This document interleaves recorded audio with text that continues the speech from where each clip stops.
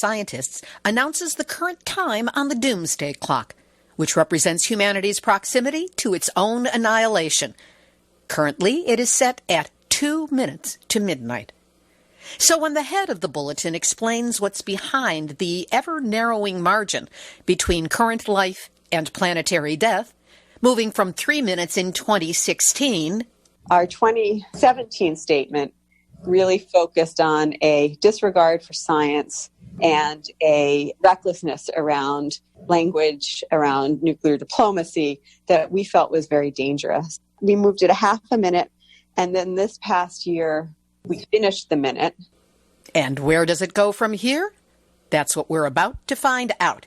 Because when you hear from the world's top atomic scientists that we are only 2 minutes away from ultimate planetary midnight, you know that you are in the seat we all share. Nuclear hot seat, what are those people thinking?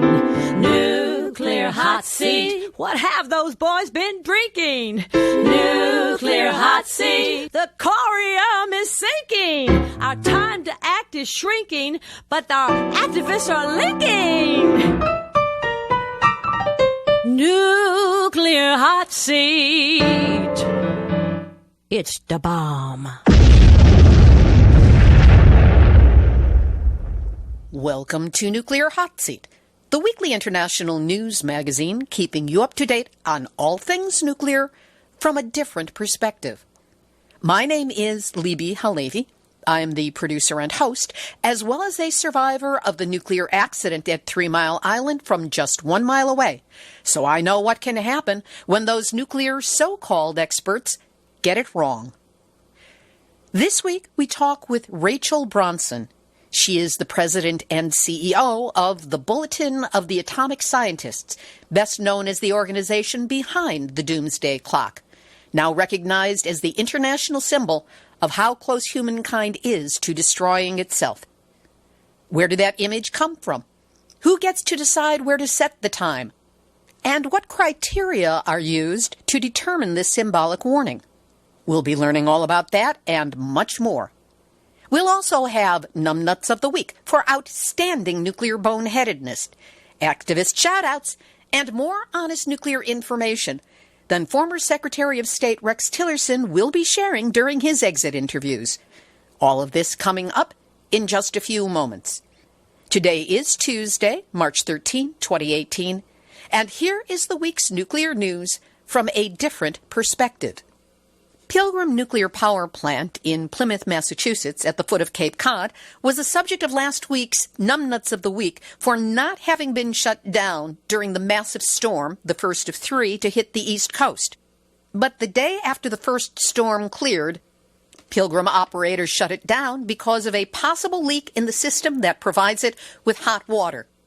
This may be related to a defective part that was shipped by Crane Nuclear Incorporated, a valve that was found to be defective and shipped to Pilgrim, Cooper, Browns Ferry, and Brunswick reactors. Pilgrim remains shut down and disconnected from the power grid based on the location of the suspected leak. Good thing, because another storm is coming. At Hanford, a new report released by contractor CH2M Hill Plateau Remediation Co. has found that during demolition of the nuclear reservation's highly contaminated plutonium finishing plant, the primary radioactive air monitors used were not up to the job. Then, when the spread of contamination was detected, the steps taken to contain it didn't fully work. Radioactive particles were found well beyond the demolition zones where they were supposed to be contained. They spread across Hanford streets, were found at other Hanford projects, and, in air samples collected over months, were detected near areas where the public is allowed. At least 11 Hanford workers checked since mid-December inhaled or ingested what is being labeled small amounts of radioactive particles, with the knowledge that no amount of radiation is so small as to be considered safe. In addition, private and government vehicles were contaminated with radioactive particles, and some were driven into the Tri-Cities area. It is believed by some that the monitors did not detect airborne contamination in December because some of the particles that spread were too heavy to stay aloft, meaning they were larger. Tom Carpenter of Hanford Challenge called for more independent analysis and said one thing is clear: production overrode safety once again at Hanford.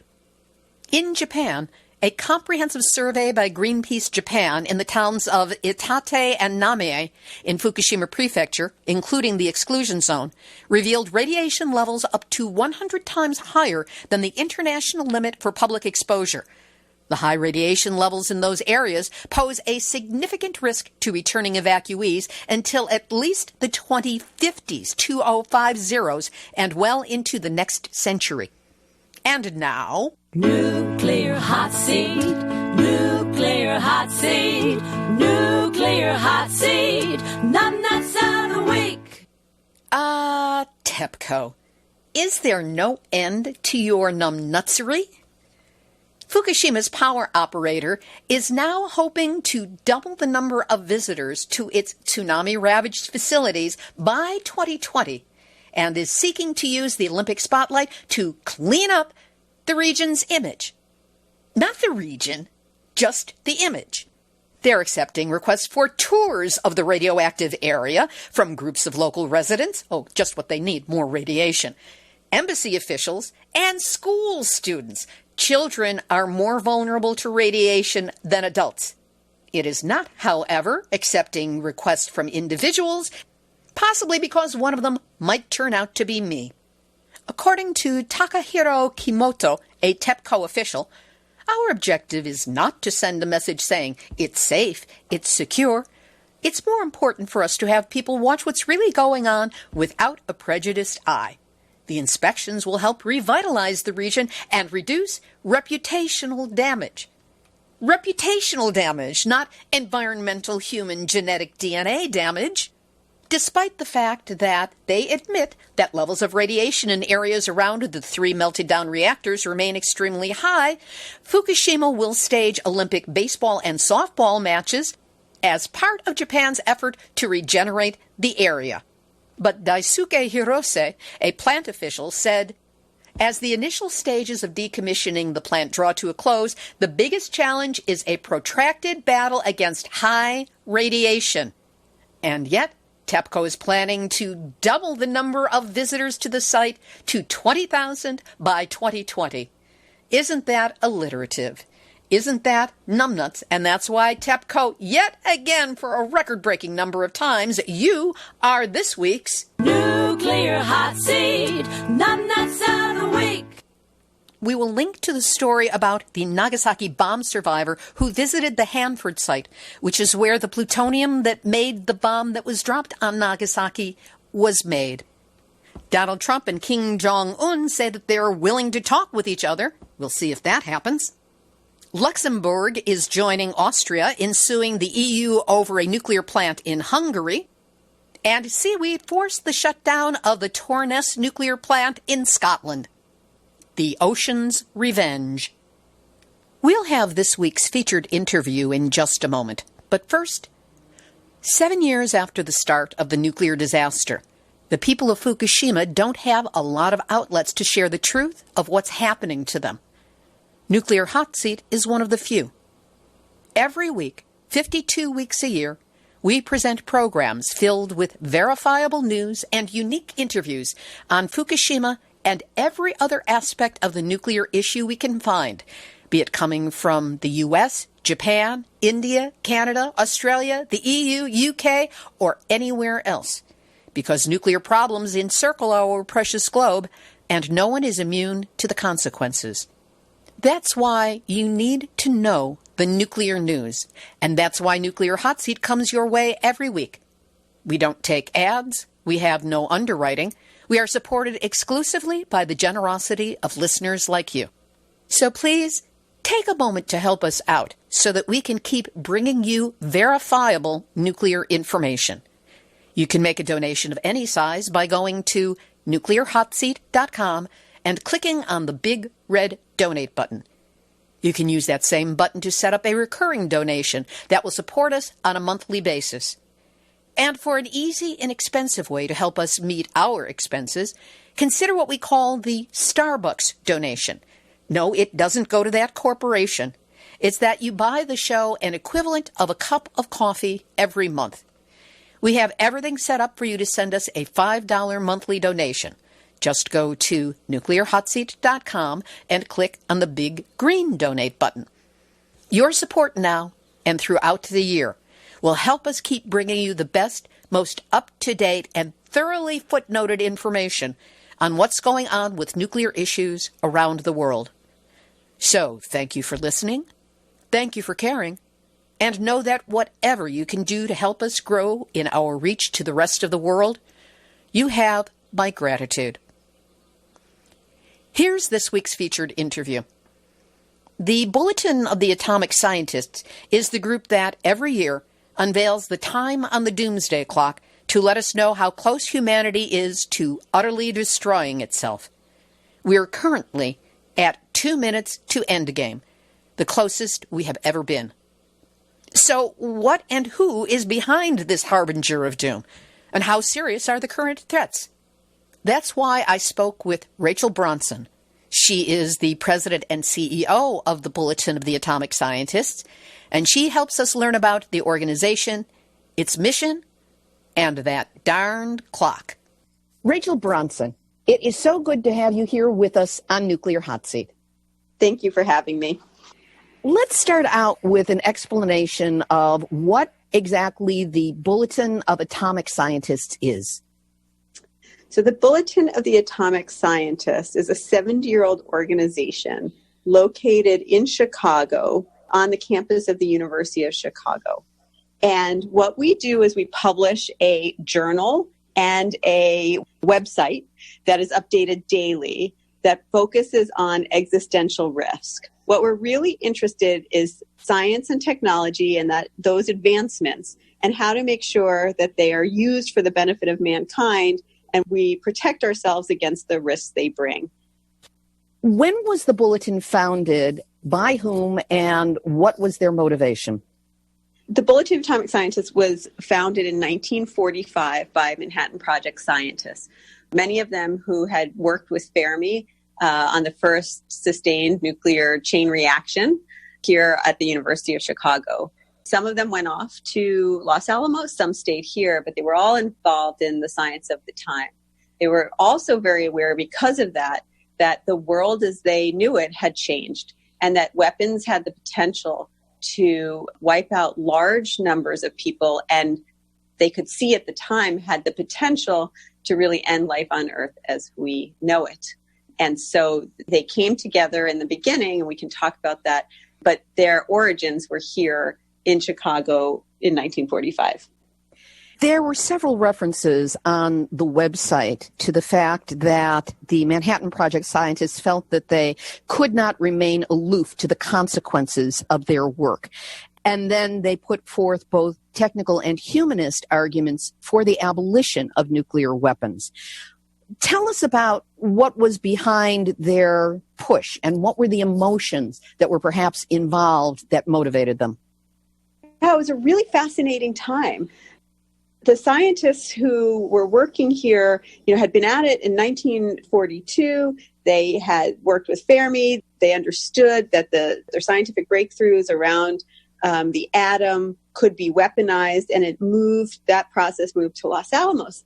But they were very active here and very concerned about what the politics of managing it would be. And they became increasingly concerned when it seemed that the bomb would be used, that it would be used against Japan and not Germany, that it would be dropped potentially on civilian populations, not as a demonstration effect, all those things. And so they came together very soon after. If you think of the timing of this, in July of 1945, we got the first atomic bomb tests here in the United States.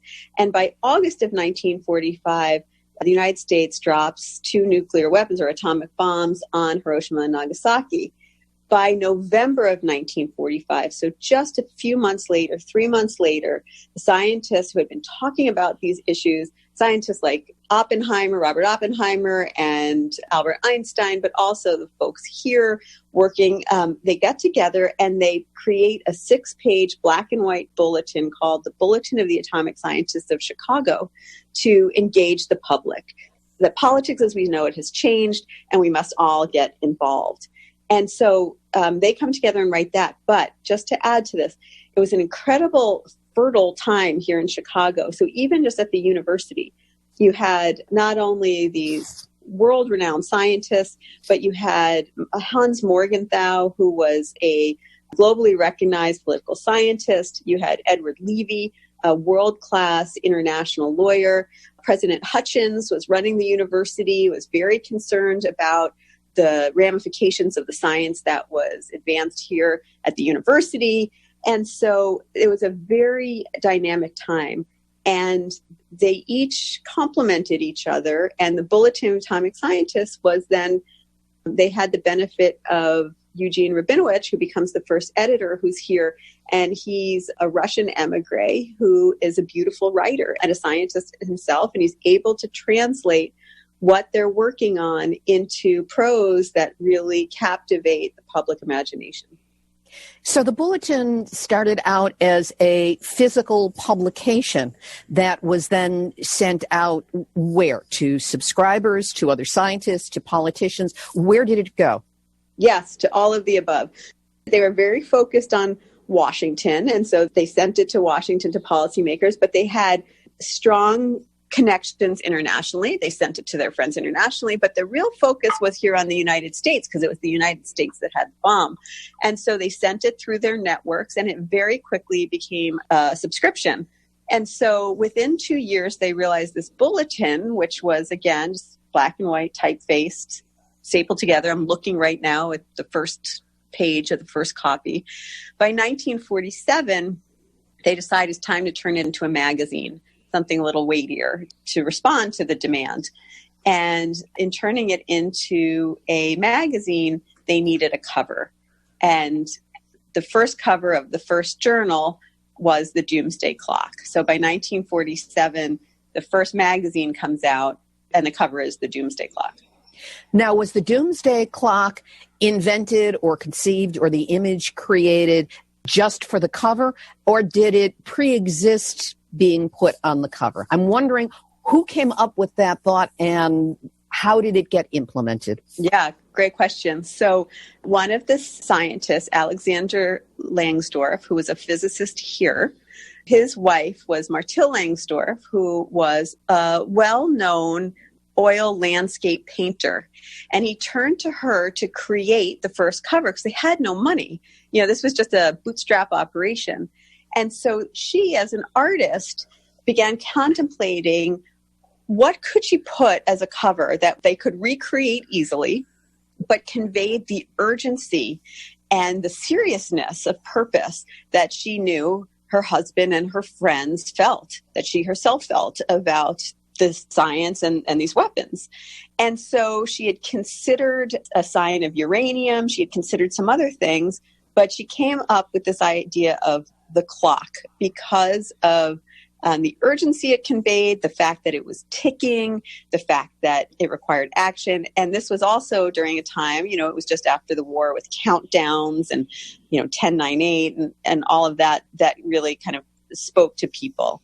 And so there's an interview with her where someone asked, why did you set it where you did? Because the first cover, it was set at 7 minutes to midnight. And she somewhat off the cuff says, well, you know, it was pleasing to my eye.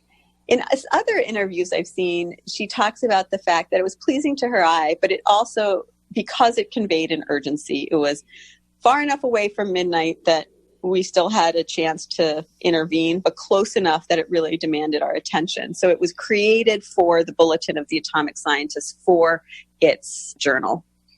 Once that image was out in the world, what was the response with it, and how was the decision made, or how quickly was the decision made to make this at minimum a yearly icon to revisit and perhaps reset? Yeah, so it was set at 7 minutes to midnight, or it was put at 7 minutes to midnight, and there it stayed. And then in 1949, 2 years later, as a result of the Russians testing their own atomic bomb, the editor of the Bulletin, Gene Rabinowitch, moved the clock. And suddenly by 1949, you had a static graphic representation become dynamic. And by 1953, it moved to 2 minutes to midnight, which is the closest it's ever been to midnight until now. He moved it in 1953 as a result of the Americans, then also the Russians, testing hydrogen bombs. The Americans do it in 1952, the Russians do it in 1953. And in response to both of those tests, he moves it to 2 minutes to midnight. And the clock has moved since. It's moved as close to 2 minutes to midnight and as far away as 17 minutes to midnight. So it had been left to the editor to do, and it was kind of his decision, and he was the one who moved it. When he passed away, the board, the Science and Security Board, took it over, and then they moved it. And again, you can see on our website, we have the full list of how it's moved, and they would meet regularly. I don't know when it started to become yearly. I don't know if it's always been yearly, but it's been certainly yearly recently. But they would meet and they would discuss and they would set the time. What are some of the criterion that are used for determining, okay, it's closer, okay, we can move it away? There's a few things that are worth talking about it. First of all, what issues do we focus on? And then how do we set it? And so what are the issues? Let me start with where they started. It had always been moved as a result of the nuclear landscape. So it was created out of a fear of nuclear weapons and their use. But even at the founding of the Bulletin, the editor, Gene Rabinowitz, when asked what's the purpose of the Bulletin, he gives two goals. The first is to eliminate nuclear weapons, and the second is to manage Pandora's box of modern science.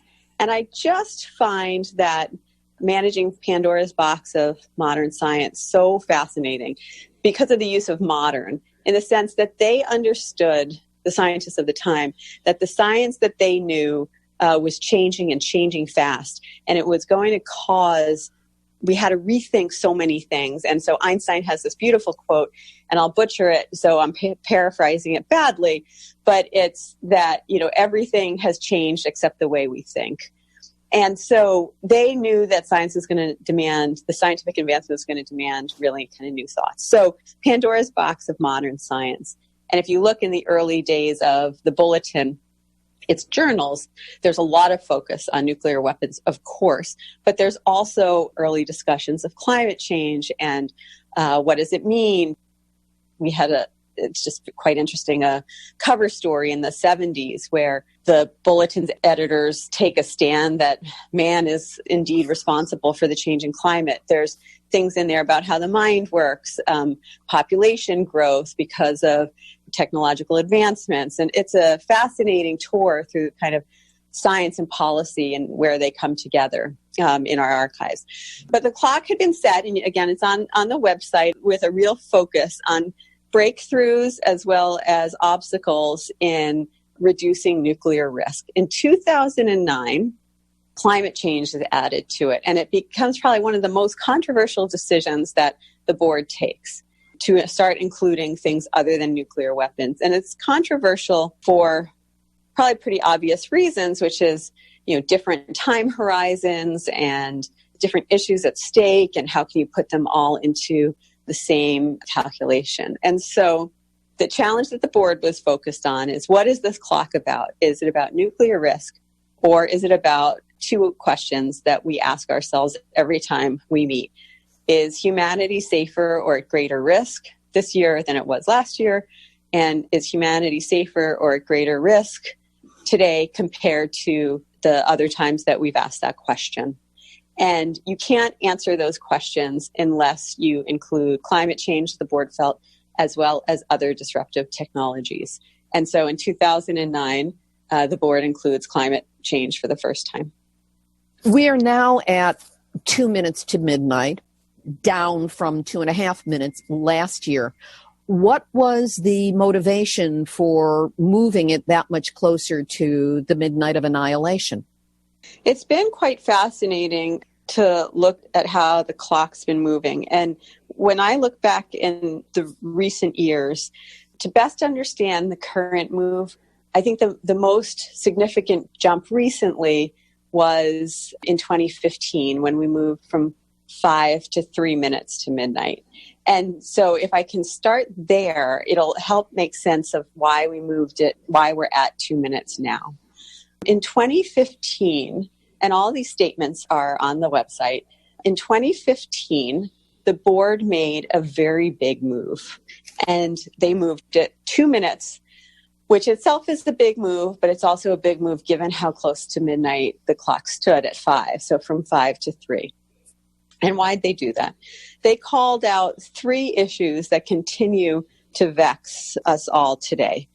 And it's actually quite relevant when you have Vladimir Putin today saying that some of his reactions and the creation of new weapons as a result of actions taken, and he points back to 2001.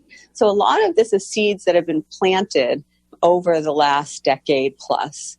But in 2015, we moved it from 5 to 3 for a number of reasons, but we highlighted 3 in particular. The first was a real deterioration in U.S.-Russian relations. Right? The United States and the Russians maintain more than 90% of the world's nuclear arsenal. And so when relations between the two of them are not good, it makes us, the whole world, less safe. And so the board was very concerned about the deterioration in the relations, the violations that they saw, certainly on the Russian side, but also the U.S. side, and their concern about the increasing lack of back channels and possible ways to have serious negotiations. The second thing that they highlighted was huge investments that were being allocated towards nuclear weapons that appeared to be not just ensuring the efficiency or the safety and reliability of the weapons, but seemed to be creating new kinds of weapons and, in fact, making them more usable. And so if you look across the globe at countries like India and Pakistan in particular, Pakistan has the globe's fastest growing nuclear arsenal. If you look at the kinds of investments the Chinese are making, how they're outfitting their subs, their submarines, and what they're investing in terms of their own capacity, it was quite worrisome. If you looked at the United States, for President Obama to get through the New START treaty in 2010, he had to promise Congress to make a huge investment, the equivalent of $1.2 trillion, in not only what our board thought was kind of, again, ensuring that they're safe and reliable. Well, we all know some investments have to go there, but really in making new kinds of investments. And so there was a great concern about where that was taking us. And the final thing in that 2015 statement that they called out, and very loudly, was the fact that there was no global institution or forum or set of agreements to do anything to reduce climate change. And that our climate scientists on our board were saying that we had to do things now to reduce the amount of carbon being put into our atmosphere. Otherwise, it would be too late in the future. And we weren't seeing a global response to this global problem. And that's the background in many ways to where we find ourselves today. In 2016, the board came back together and they kept the time at 3 minutes to midnight with a report called "It is Still 3 Minutes to Midnight." And they still referenced the things that we had talked about the year before, but they pointed to 2 bright spots that they thought had the potential to move the clock away from midnight. They highlighted the Iran deal, the JCPOA, Joint Comprehensive Plan of Action, which our board and scientists felt very strongly was a deal that would in fact help reduce the nuclear threat. And Paris climate accords were coming. We could see them. We had outlines of what would be agreed to. More needed to be done. But the board did feel that Paris had the potential to provide a global forum to put restrictions in place that would help slow the introduction of carbon into the atmosphere. And so in 2016, it was at 3 minutes to midnight. In 2017, the board, I think, was eager to come back together and thinking that they might move the clock hands back because of those two factors. But of course, 2016 leading up to the 17th setting was very different. And that's when we moved it from 3 to 2.5 minutes to midnight. At that point, we had just gone through an election where the president-elect at points didn't seem to know what the nuclear triad was, as importantly, was making very troubling statements such as, well, if they, meaning the Russians, want an arms race, we'll give them an arms race, and about our allies, Japan and South Korea, maybe we should encourage them to buy their own nuclear weapons, and on and on. And so we were very concerned with that. We were very concerned with what we saw as reckless language around the use of nuclear weapons, both in the United States and elsewhere. In December of 2016, the Pakistani foreign minister or defense minister, I can't remember which one, issued a threat, a nuclear threat against the Israelis in a response to a fake news story he saw on Twitter. So very reckless language being used and a real disparagement of expertise globally. So in the United States, we were very concerned of things the president-elect had been saying about climate science. But in the rest of the world, the board has focused on things like Brexit, where expertise was being denounced, where it was much needed. And so our 2017 statement really focused on a disregard for science and a recklessness around language, around nuclear diplomacy that we felt was very dangerous. We moved it 0.5 minute, and then this past year, we kind of finished the minute and moved it to 2 minutes to midnight as a result of real advancements that the North Koreans were making in terms of their missile programs, both their range and capabilities. All the same things that we were seeing in 2015 were being accelerated. And we also made the statement that we moved it largely for reasons of the nuclear landscape, whereas in other years we had kind of spent as much time on climate thinking about emerging technologies as well as the nuclear landscape. It's so much information and so much debate and examination of facts that goes into this very elegantly designed symbol that we don't necessarily have to know every jot and tittle of what you go through to come there. But the image itself is so powerful and represents so much thought. How influential do you feel the Doomsday Clock announcement has been? Beyond the fact that it always piques the interest of the media, do you think it does anything to coalesce thinking either in governments or in influential individuals? Yeah, I think there's a lot of good evidence to suggest that it's influential, first of all, across the globe, but then also among decision makers. What I can share with you is this past year, we know it was, certainly here in the United States, it was covered by the media and every major media outlet. We know 275,000 people came within a couple of weeks to read the statement, half from the United States, half from outside the United States. We know anecdotally, the South Korean consul general came to see me because he was told to come see me to kind of talk about the statement, to fully understand it. From friends in Australia, they saw it everywhere. So the global reach of the clock is pretty significant. Now, you're asking something a little different. Who does it influence and how does it influence? I'll tell you what I find most important and gratifying is not the policymakers, and I'll get to them in a second because they're watching this too, but the public. These issues that we focus on, existential threat, are really hard to talk about. And they feel really technical and really big and really unsolvable. And it's hard to know, sitting around a dinner conversation, how to talk about them. And yet, when the time of the Doomsday Clock is announced, it stops the news cycle. And it gives people entree into the conversation of, did you see that they said it at 2 minutes to midnight? I assume it's prompting conversations. We see some of it of I think it should be closer. I think it should be farther away. I think that it shouldn't just be about nuclear risk and climate change. It should also include these other things. I think it should only include nuclear risk. It gives entree into a set of conversations that seem daunting and impossible to access. So that's the part that I find most breathtaking every time it's announced. You know, we see it from popular culture all the way up through policy circles. So you asked about policy circles.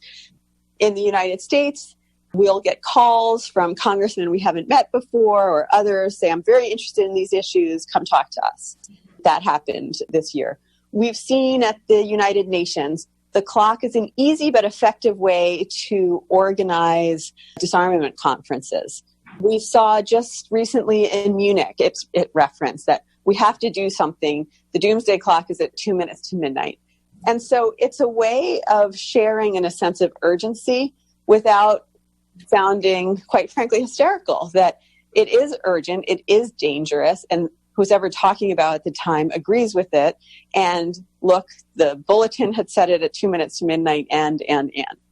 What I find most interesting is the general public and the artists. So we know it comes into pop songs, we know it organizes television shows, and it just, again, gives people the ability to engage on these tough topics.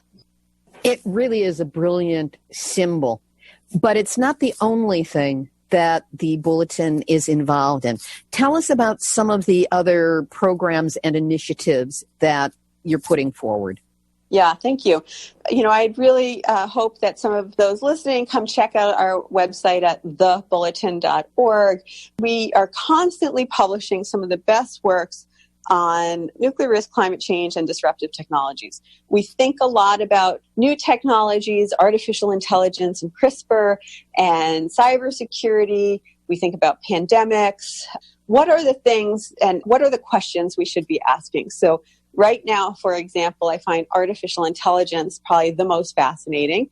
And all of this is built on the sense that, remember, we're created by scientists, and we have many within our leadership are writing for us. So these are people who really believe in the advancement of science and that it's going to do great things and it's going to pull people out of poverty and it will increase our quality of life. And we know that we all have so much to benefit from. But it comes with risks. And if we can address the risks now, we will actually be able to leverage the benefits. But if we can't, we're going to get stuck. So I think the best example of what I'm talking about is in the nuclear landscape. Then I want to come back to artificial intelligence, but nuclear power, nuclear energy. In the United States, 20% of our energy comes from nuclear power. I'm here in Illinois. It's even a slightly higher percentage than that. So we know that in a carbon-constrained environment that we live in, any sort of energy that doesn't emit that isn't a fossil fuel we should be trying to figure out how to accelerate and enhance.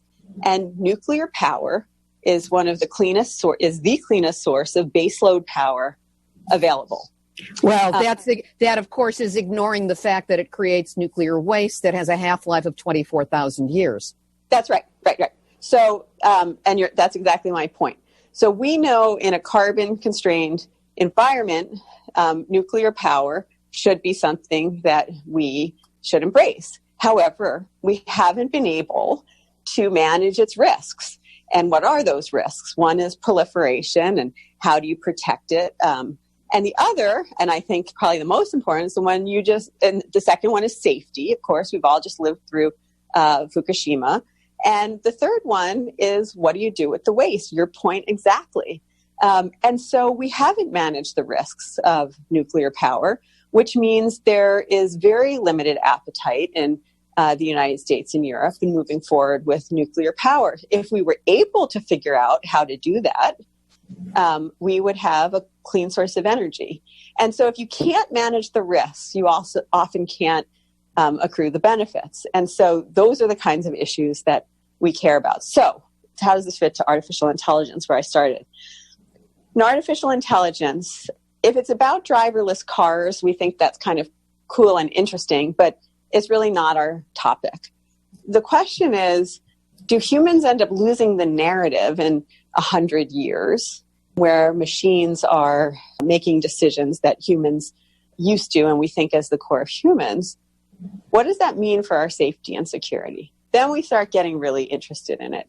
We start grappling with, if artificial intelligence is going to result in the loss of millions of jobs worldwide to lead to massive instability, that's probably an issue that we want to start thinking about now. And how do we manage a future like that that's coming? How serious do we think it is? And many of our scientists on our board thinks it's pretty likely. So how do we frame the questions? What part of which technologies do we care about? One scientist and a politician who we've been talking to, what happens with CRISPR if in other countries they start genetically engineering people who don't need to sleep? Is that possible? What does that mean in terms of civilization's advancement? How do we think about that? What is the likelihood? Is there any, what are the kind of ethical questions might that raise? What if others don't pay attention to those ethics? Those are the kinds of questions that we do think about and work on and publish on our website. We do things like hold conferences. We just had a conference at Arizona State University where we were looking at artificial intelligence on the battlefield and what it meant. And we had people who were from deep within industry who were raising concerns. So those are the kind of conversations we like to generate. Those are then kinds of articles we like to publish and give talks on and engage others who are working on it. I don't think I had ever been to your website before I was doing my research for this interview, and I found the depth and complexity of the articles there to be refreshing because they weren't based in hysteria. They were based in science, and they seemed very well reasoned, whether I agreed with them or not. That level of discourse is rare. A core thought that I want to get to. A few weeks ago on Nuclear Hotseat 349, I interviewed Sean Bonner of Safecast, which is a nonprofit that helps citizen scientists around the world to build their own radiation monitors, and then their data feeds directly into a free database that Safecast makes available to everyone. And he was very clear about the point that Safecast was neither pro-nuclear nor anti-nuclear. It was pro-data. Using that as kind of a guiding paradigm, what would you say about the Bulletin of Atomic Scientists? Pro, anti, or somewhere else? Well, I think we're absolutely we're built on evidence-based reasoning and arguments. And so for us, it's about evidence, and often that correlates with data. And so I think for us, what we like to think about, what the Bulletin is really about, is where does science and policy come together? It's interesting because often we're critiqued as being almost alarmist, right, about the science and danger, danger, danger, and threats, threats, threats. And that's why I started where I did in some ways, which is we're created by scientists who were part and parcel of the advancement of science, who had devoted their life to science. But they also saw the fact that science unrestrained can lead to terrible outcomes. They had all seen World War II and where science advancements, whether it was in the nuclear bombs or whether it was in gas chambers, could bring huge destruction, terrible suffering. They understood that. And so that's why they were trying to figure out how to engage the public to help build better policies to keep us safe. In the nuclear realm, it was how to engage the Russians and others. Was it debates on should we give them our technology? Should we be transparent? Should we not? They were very much for sharing of technology. It was their belief that science diffuses and that trying to keep it within the confines of a nation was parochial, and it would only lead to suspicion, and it would only lead to arms races. The politicians often felt the opposite. Why would you possibly let your adversary see your technologies? And so for us, it's really about What we get really interested in is where's the science going and what policies should we put in place to keep us safe. So it's not data or pro-data. Bulletin of Atomic Scientists, they work in data. We work in data. We publish on it. But it's evidence-based, and it's really about that intersection of public policy and scientific advancement. What do you say to people who accuse the Bulletin of Atomic Scientists as being a bunch of fearmongers? Well, I certainly hear that, and I think it's a fair question. First of all, if we didn't believe it was as dangerous as it was, then that accusation would be out there. But for years, the Bulletin has been saying it has been getting dangerous, more and more dangerous. And I think the public is kind of catching up to that now. And so now when we move the clock, we hear as often as, why didn't you move it closer than why didn't you move it further away? But what I think about in all of this is the Bulletin's job at this moment, especially when people are rightfully worried about the state of things, is twofold, which is we provide a place where people can see and read through some of the best thinking on these issues. And so it's not like nobody's thinking about these issues, and it's not like there aren't ideas out there on how to make it better. And so we feel that we're doing something very useful during these times to provide that respite for people to come and see what's happening and see what people are thinking about and come up with ways to get engaged. And then the second on this is if they can do that, they themselves will be smarter activists.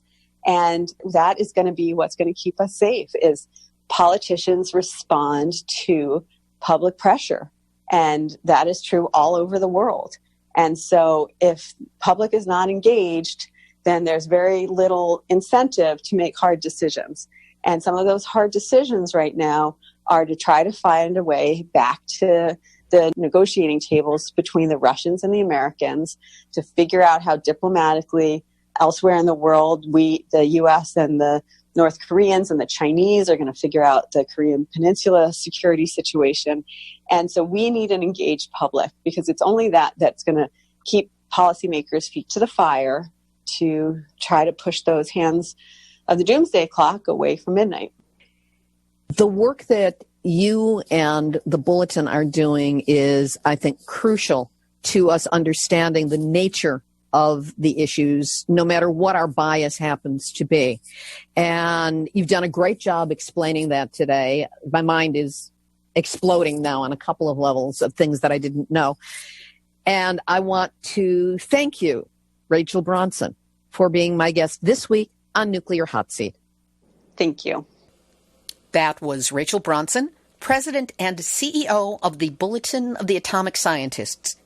If you want to receive their newsletter, and I suggest that you do, go to their website, thebulletin.org. A pop-up when you get to the site will allow you to sign up for weekly bulletins from the Bulletin. One more thing.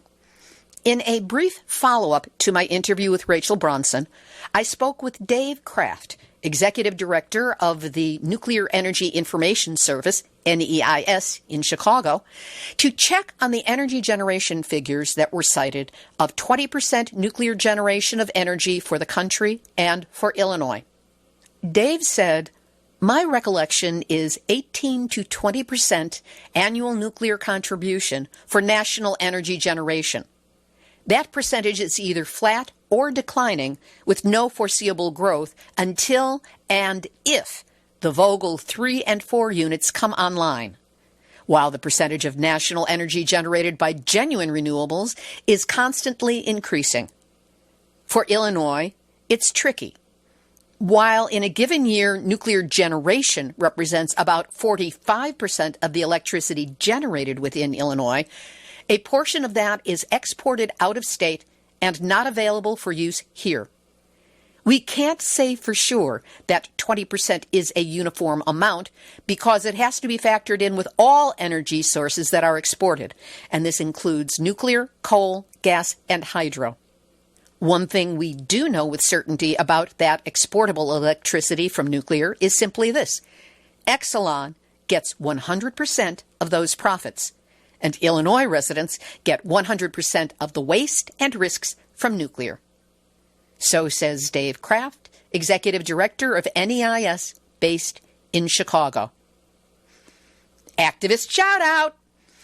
Activists old and new from North St. Louis, over 1,000 strong, showed up at a community meeting with EPA last week to stand with the Just Moms and demand a full cleanup of the Westlake landfill's World War II nuclear weapons waste, which has so poisoned their local community.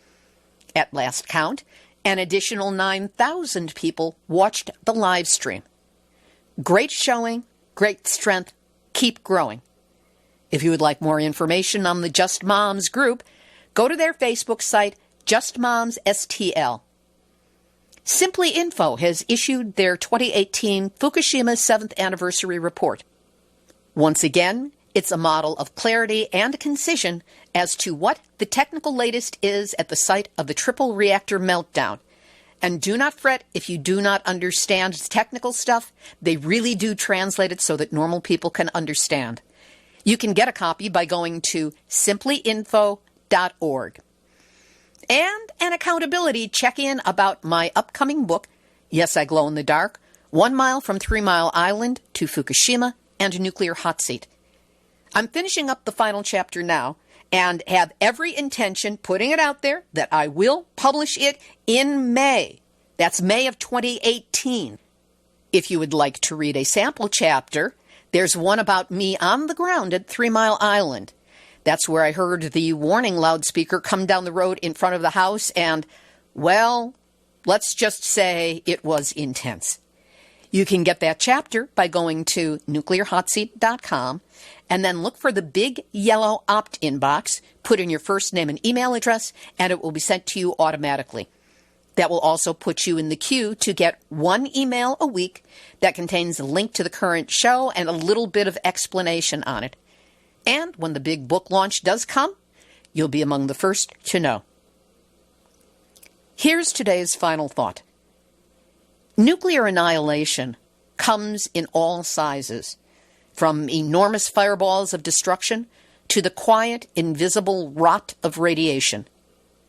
It is one of the toughest subjects to wrap one's head around because it's so huge, so ultimate, and at the same time, for the most part, so invisible. That's why it's often the small human stories that reveal the enormity of what we face from nuclear. 2 instances from the past week.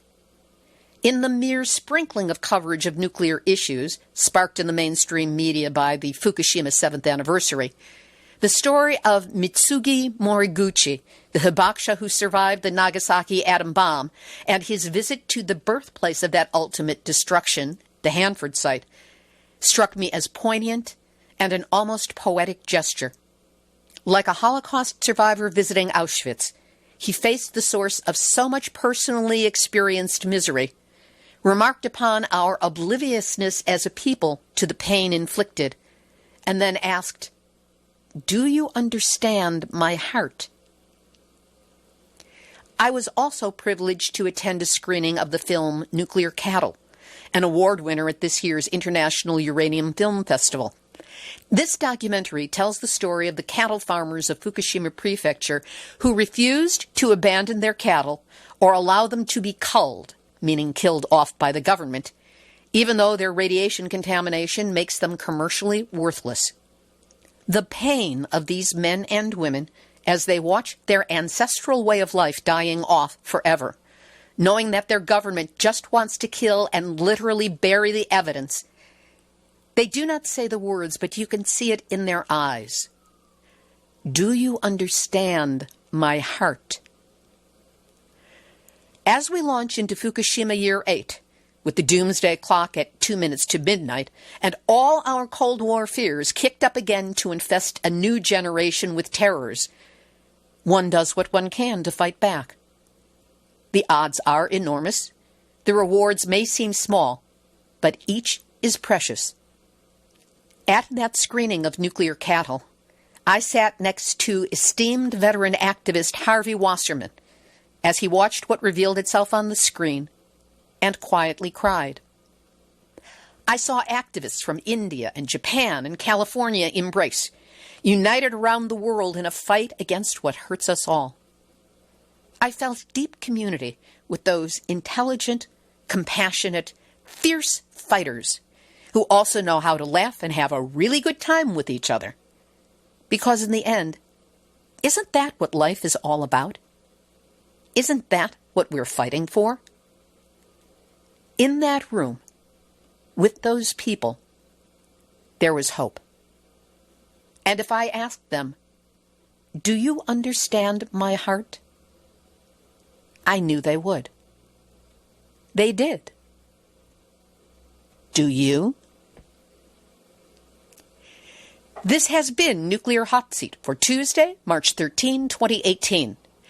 Material for this week's show has been researched and compiled from nuclear-news.net, dunrenard.wordpress.com, miningawareness.wordpress.com, dianuke.org, Beyond Nuclear, counterpunch.org, Cape Cod Times and Christine Legere, TriCityHerald.com, and the ongoing Hanford coverage of Annette Carey, including today's moving account of Hibakusha Mitsugi Moriguchi, Tom Carpenter of Hartford Challenge, Dave Kraft of NEIS.org, ProPublica.org, PBS.org, NukeResister.org, StraitsTimes.com, ThinkProgress.org, Bloomberg.com, JapanTimes.co.jp, NewsAndGuts.org, thank you, Dan Rather, Fortune.com, UK.Reuters.com, TheGuardian.com, Friends of the Earth Australia, the U.S. Nuclear Regulatory Commission, with thanks again to Erica Gray for her translation skills, and a shout-out to the Nuclear Hot Seat listeners and followers around the world,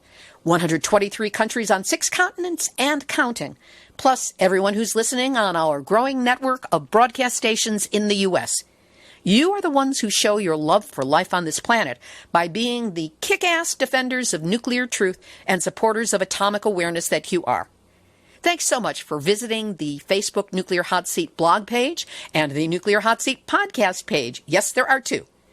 If you haven't yet, be sure to stop by, click like, click follow, post, and share. And you can find all of our back episodes, all 350 of them, at nuclearhotseat.com. We have a new feature that allows us to search about 10 episodes at a time if you put in nuclearhotseat.com/blog. Theme music written by me, sung by Marilee Weber, accompaniment by John Barnard, recorded at Winslow Court Studio in Hollywood. If you have a story lead, a hot tip, or a suggestion of someone to interview, send an email to info@nuclearhotseat.com. We are copyright 2018, Libby, Halevi, and Hardestry Communications. All rights reserved, but fair use allowed as long as proper attribution is provided. And if you appreciate weekly verifiable news updates about nuclear issues around the world, take a moment to send a donation of any size to nuclearhotseat.com. We will really appreciate your support. This is Libby Halevi of Hardestry Communications, the heart of the art of communicating, reminding you that, as Hiroshima Hibakusha Setsuko Thurlow said upon accepting the 2018 Nobel Peace Prize on behalf of the International Campaign for the Abolition of Nuclear Weapons, the nuclear arsenal represents a self-destruct button for the human race. There, you have just had your nuclear wake-up call. So don't go back to sleep, because we are all in the nuclear hot seat. Nuclear hot seat.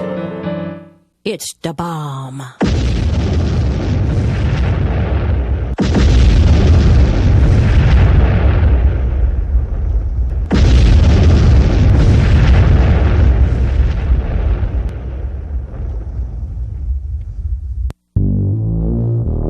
Question everything. Intelligent radio for intelligent people. UCY.tv